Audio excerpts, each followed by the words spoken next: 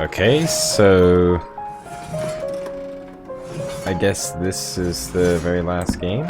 Just saw the announcement on Discord, so it looks like I'm playing the very last game of Dark and Darker. Oh, wow. No way, bro. No. And just like that, that was my very last game of Dark and Darker. I just want to give a couple thoughts on the game, kind of talk about it a little bit. So let me hop into that.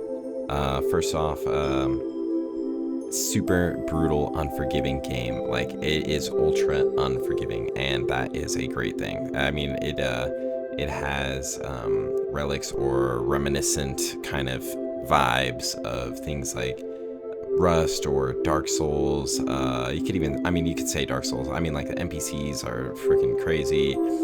It's dark. There's like, your health is not that much unless you're a barbarian. Maybe any other class except for freaking Ranger, which I chose to play. Everyone else seems to have like 500 HP. So, but you get what you get. Super unforgiving though, and I think that's part of what makes it so great. It'll hold you hostage, dude. You will get tilted. It'll hold you hostage, and you'll be stuck in that casino gambling every single round until you finally win big, get out of there, and you finally are able to get out with some loot, and then boom, you're once again though. I mean, like, it just restarts the freaking engine. It's already going, but it's just going even more. You know what I'm saying? So you'll be in there hours and hours, going crazy in the dungeon, dude. And that ties me back into, also, I mean, it's a dungeon, it's beautiful, it looks cool, it's creepy. I mean, not a lot of games kind of take advantage of this aesthetic, you know. It kind of gets forgotten, right, with like the whole FPS shooter era, you know. Like, you know, you can never go wrong with medieval, gothic, crazy, cool stuff like this, you know. Like the Goblin Caves, you know, there's goblins, there's a cave troll. I'm a huge fan of trolls and ogres and stuff like that, so I'm a sucker for it. I never beat it. It beat my ass every single time, and it manhandled me. I almost, you know, I thought about going, you know, I watched a YouTube video, but, you know, it's just, it never happened. But it looked cool. I enjoyed it every single moment. I mean, you're immersed, right? And the aesthetic itself, the darkness, the fire, you know, the torches there on the wall, it really will wrap you in. And the race, all that stuff, and going down into the deep too, whatever it's called, the deep, whatever, hell, red zone. That is crazy. It's cool. You know, man, now I'm thinking about it, I'm like, dude, I didn't do that today, and I wish I would have, because I enjoyed that. You know, a lot of my buddies, they weren't fans of it. They like to get out with that loot, but, you know, I want to take that gamble, dude. I want to go there, experience it. It's hard mode, you know, so screw it. You know, I might die, but whatever, dude. It's good loot, and it's good, you know, mix up to the game. And, you know, talking about gameplay, the PvP is great, and I'm a guy, I like fast-paced stuff, super fast-paced game, and PvP was just, you know, it's fast-paced, it's crazy, it's unforgiving. You mess up, you know, you're screwed, you know, you pick the wrong fight with the wrong guys, you know, you go in there against a team with a barbarian, you might as well just chalk it, and everybody, just die, you know, your buddy gets away, you just die, bro. Yeah, no, it's good. Especially as Ranger, I mean, I think they should increase the hitbox. I'm sure people would argue and dispute that, but dude, like, those arrows do not hit. Either way, super great PvP. I'm all about PvP. That's why I play games, right? Is to beat other people, to be competitive, to smoke other guys. So that leads me also into, I love that it has voice chat.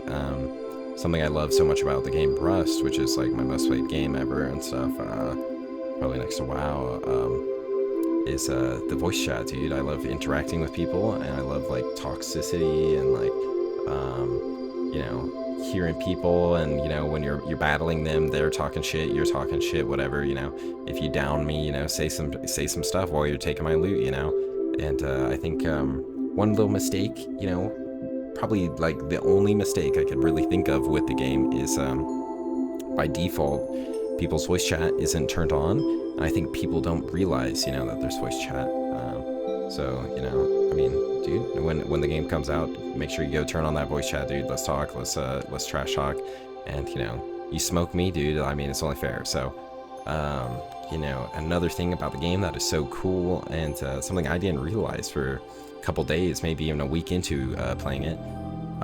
There's trading, and so I probably missed out on a lot of gold, dude, but let's be real, I was not getting out with any gold, any items or anything like that, so maybe I didn't really miss out. But when I did find out, I mean, dude, that's a rush in and of itself, you know, making money, selling stuff, whatever, and selling to other players, right? And then being able to look up stuff, right? It's like the Grand Exchange, and that ties it into also, it's super reminiscent of old school RuneScape. It definitely it gives you that vibe of being back in Varrock at the bank, and you know, people are typing, dude, there's like 50,000 people typing, super fast paced, the chat's flying by. If you don't go to your specific category, good luck typing on something or seeing it, because yeah, dude, that shit is active.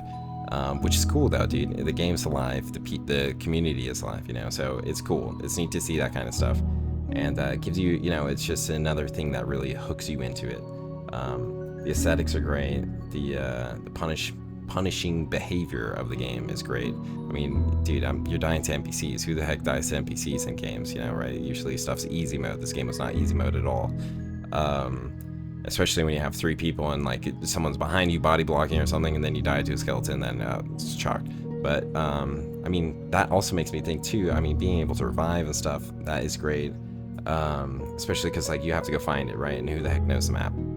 I kind of got a hang of the map after a while. I'm sure other people, you know, if you go on YouTube it, Google it, whatever, you'd be more familiar. But I was just like, whatever, dude, go mode, go, just figure it out, rough and tough it out. And yeah, great, toxic, demanding physically, mentally game, because dude, you gotta think, you gotta, you know, you hear people, you gotta check people out, you gotta always be aware, know what you can take, what you can't take, and think about, oh, is this loot better, is that better, whatever. There's a lot to it, and it's a great game, really good game. And now I gotta go back to playing Rust until it comes out. So either way, overall, it's man, this is probably game of the year, dude. This is like one of my very favorite games now. And yeah, I'm like, man, dude, now I'm thinking too, like, dude, should I look up like a dungeon style game on Steam or something? Because yeah, that aesthetic, the whole just being in there is addicting. Anyways, it's getting close to 8 minutes, so a lot of rambling, and I've recorded this a couple times, and it just keeps getting longer. I don't know if I've said everything I want to say, but that just goes to also speak levels to the game, right? It's that good that I have so much to talk about and say about it, even if it's just random crap, dude. Anyways, this has been The Ogre.